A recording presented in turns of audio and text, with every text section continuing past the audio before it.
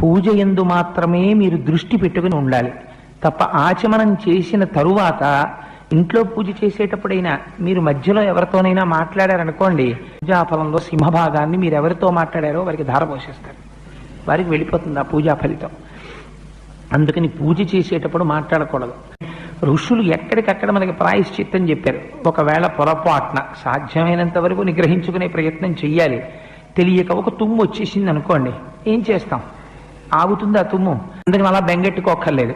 ఒక్కసారి మీరు చేస్తున్నటువంటి పూజ ఎక్కడ ఫుల్ స్టాప్ ఉంటుందో అక్కడ ఆపి మీ కుడి చేతిని తీసి ఒక్కసారి కుడి చెవి మీద వేసుకుని ఒక్క క్షణం ఆగి మళ్ళీ పూజ చేసుకుంటే మీరు గంగా నదిలో స్నానం చేసి మళ్ళీ పూజ ప్రారంభం చేసినట్టు. అందుచేత దాని ఎందుకు దోషం ఉండదు. కానీ సాధ్యమైనంత వరకు మాట్లాడకూడదు ఎవరితోటి.